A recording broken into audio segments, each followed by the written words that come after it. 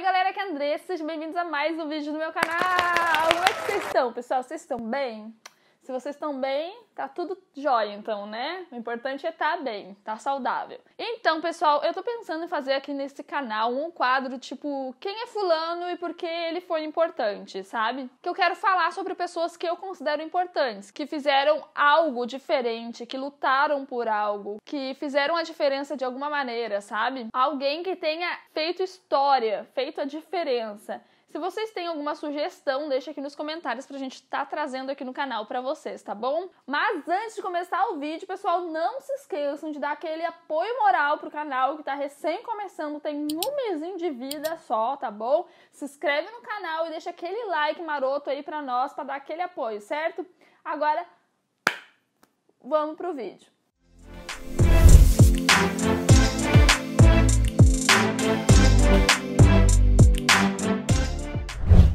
Edward Joseph Snowden.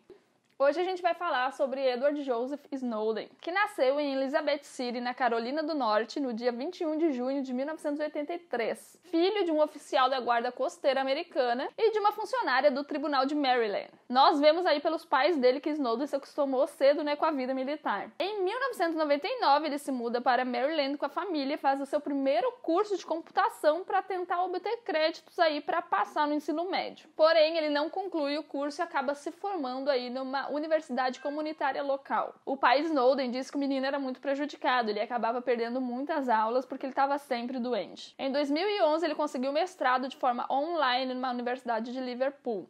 Em 2014, Snowden se alista no exército dos Estados Unidos. A ideia era se formar um soldado das Forças Especiais Americanas. Sonho que durou pouco, pois mais uma vez ele não conseguiu concluir o curso. Snowden acabou quebrando as duas pernas no seu treinamento, que acabou com o sonho dele de virar um soldado e lutar na guerra contra o Iraque. Que ele via como uma obrigação após os atentados de 11 de setembro, que foi feito pelo terrorista Osama Bin Laden, aquele das Torres Gêmeas, dos aviões, que todo mundo sabe que chocou o mundo inteiro. Considerado o maior ataque terrorista da história em solo americano. Após o seu acidente, ele foi dispensado do exército, então ele consegue uma vaga de segurança na Universidade de Maryland. Em 2006, ele vê uma oportunidade de trabalhar com segurança da informação na CIA e na NSA. Claro que ele não hesitou em se alistar. Após ele se formar como agente quântico, famoso campo de treinamento da inteligência americana. Snowden vê sua carreira crescer muito dentro da agência. Como ele mesmo se descrevia em seus fóruns online, o agente era um gênio da computação e não demorou muito para demonstrar isso no seu trabalho, recebendo a oportunidade de viajar o mundo como agente. Japão, Estados Unidos, Europa e, por fim, o Havaí, que foi o seu último posto antes de Snowden virar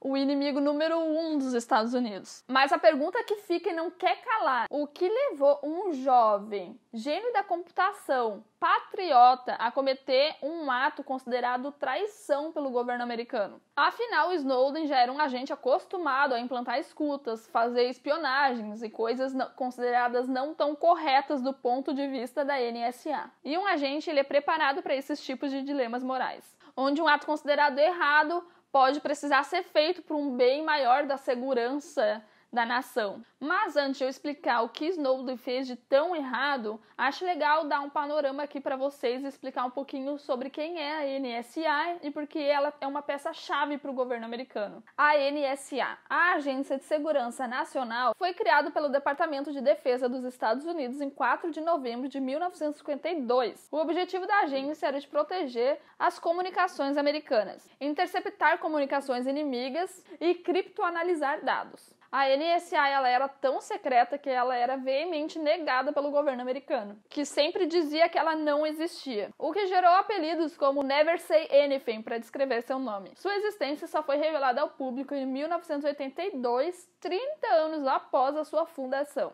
Após o jornalista James Benford publicar no seu livro O Palácio que Quebra Cabeças. No livro ele revela ao público e documenta pela primeira vez quem é a NSA e o seu objetivo. Voltando então para a história, foi na NSA que Snowden dedicou toda a sua carreira de agente e trabalhou com essas comunicações secretas até abandonar seu posto no Havaí em 2013. E o motivo foi um software da agência chamado Prism. Snowden revelou em algumas entrevistas que foi o Ted que acabou levando ele a descobrir o Prism. Porque lá na base que ele estava no Havaí, ele não tinha muito o que fazer. Então ele começou a fuçar nos arquivos e nos documentos para ver se tinha alguma coisa que ele podia ajudar de alguma forma. Snowden era um dos poucos agentes dentro da NSA com um nível de usuário elevado, que ele podia ter acesso aos documentos, aos softwares que são considerados extremamente secretos, onde poucas pessoas poderiam botar os olhos. E o funcionamento do programa deixou Snowden em choque. Imagina, Snowden, que já era acostumado com essas coisas de espionagem, de implantar escuta, ele ficou em choque, então, coisa pouca que não era. E explicando o Prism.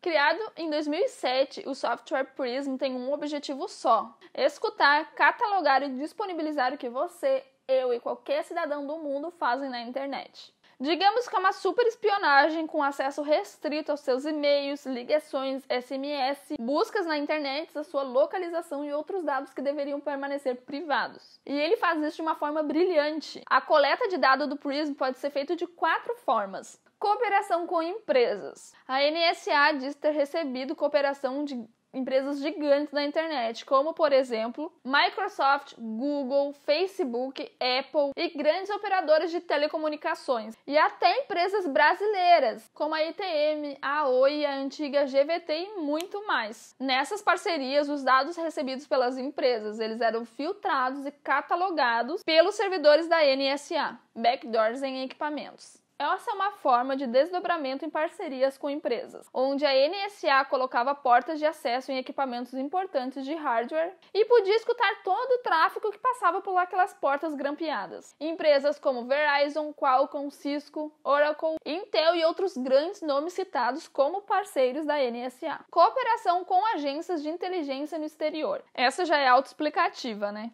Agências interessadas no programa e no seu poder acabam fechando acordo de cooperação com a NSA. Entre os países listados como parceiros estão o Canadá, a Austrália, a Grã-Bretanha, Nova Zelândia e, é claro, os Estados Unidos. Intercepção de comunicação através dos cabos de internet. Essa forma de intercepção se resumia em fazer uma sangria nos cabos de internet e nas fibras óticas dos grandes backbones, que faziam o transporte da internet com fibras submarinas que atravessavam os continentes.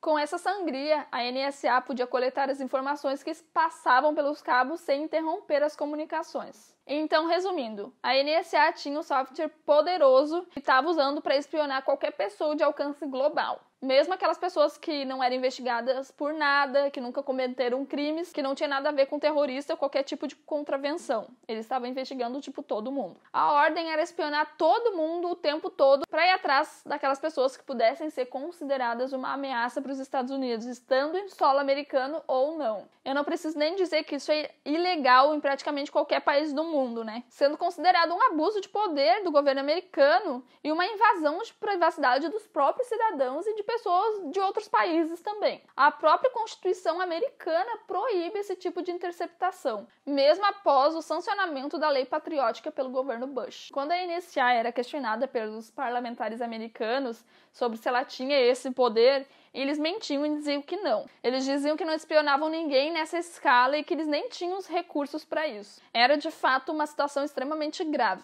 Então, voltando a Edward Snowden, após ele descobrir o Prism, ele entrou num grande dilema. Ou ele entregava o governo americano, ou ele entregava todas as informações sobre o Prism e arriscava passar o resto da sua vida na cadeia ou sendo considerado um traidor. O que você faria nesse caso? Você contaria ou você ficaria quietinho na sua? O que você faria? Pois o Tinego decidiu contar. Para isso, ele separou o máximo de documentos e provas no pendrive. E deixando a família e a esposa toda para trás, ele embarcou numa passagem só de ida para Hong Kong no dia 20 de maio de 2013. O governo americano, ao saber que Snowden não estava mais na sua base no Havaí e tinha ido para Hong Kong, eles pediram sua extradição, só que eles não foram atendidos. Snowden marcou num hotel em Hong Kong com os jornalistas Glenn Greenwald e Laura Poitras, que trabalhavam na época para um grande jornal britânico chamado The Guardian. E ele entregou todas as suas provas e deu uma entrevista local para os 2 jornalistas. Quando a história finalmente veio a público, a reação do mundo é imediata. Países acabaram começando investigações para saber até que ponto a NSA espionavam eles. As empresas que foram mencionadas nos documentos tentavam explicar o que tinha acontecido. As pessoas assistiam perplexas aos noticiários, de como os seus direitos e sua privacidade tinham sido violadas de forma consciente pela NSA. No dia 22 de junho de 2013, o governo americano faz acusações formais contra Edward Snowden. O acusam de traição, espionagem, roubo e transferência de propriedade do governo em documento oficial. A história poderia ter ficado trágica para Snowden se ele não pensasse rápido, tendo aí a possibilidade de uma prisão perpétua ou até pena de morte. Tipo assim, ele tava, Figuras proeminentes como Robert James, diretor da CIA, em 1955, ele declarou o seguinte: "Eu acho que dar-lhe anistia é idiota. Ele deve ser processado por traição. Se condenado por um júri, ele deve ser enforcado pelo pescoço até que ele esteja morto." O secretário dos Estados Unidos, John Kerry, admitiu que o país foi longe demais em alguns casos de espionagem, mas justificou as práticas da inteligência e coletas de informações como uma forma de luta contra o terrorismo e qualquer forma de atentado contra os Estados Unidos. A saída de Hong Kong.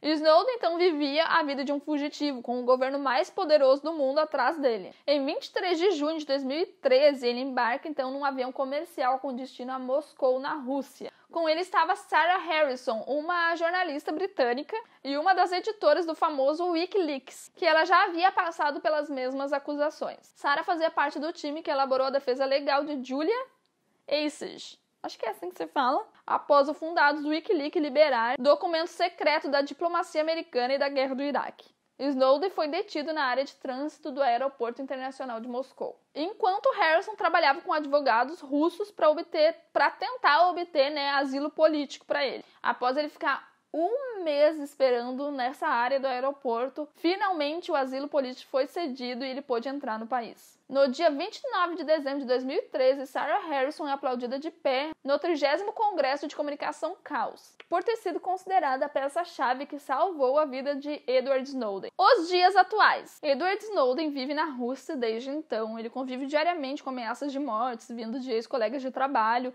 e tem certeza que o governo americano tem planos aí de matá-lo assim que eles julgar necessário. A sua mulher acabou indo ao seu encontro e os dois moram juntos. Ele participa ativamente de entrevistas, simpósios e conversas de forma virtual nos Estados Unidos e outros países, levando a mensagem que a gente deve ser vigilante, não dando poder ilimitado ao governo e a entidades, pois eles sempre vão acabar abusando do seu poder.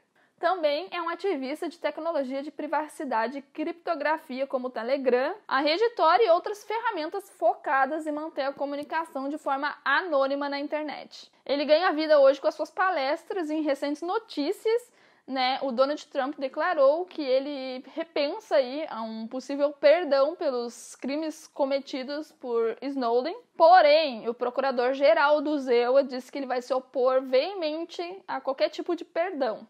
Mocinho ou bandido? Independente de como você enxerga Snowden, a gente não pode negar que ele foi aí uma pessoa muito importante. Importante na defesa dos direitos à privacidade. Um homem corajoso que decidiu enfrentar sozinho o governo mais poderoso do mundo, deixando tudo para trás, sua família, seu trabalho, as pessoas que ele conhecia, seus amigos, em nome de todos nós, para contar ao mundo um fato que ele não considerava justo.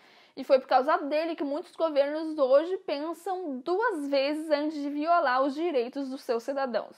Um brinde a Snowden! Olha minha garrafinha de água. E aí, pessoal, o que vocês acharam do vídeo? Vocês gostaram? Não esqueça de deixar o like, se inscrever no canal. Bota aí nos comentários quem são os próximos personagens que vocês querem ver aqui no canal. Eu agradeço a audiência e quero ver vocês sempre aqui comigo. É muito bom, é uma honra estar aqui com vocês, tá? Um beijo e até o próximo vídeo de final de semana. Tchau!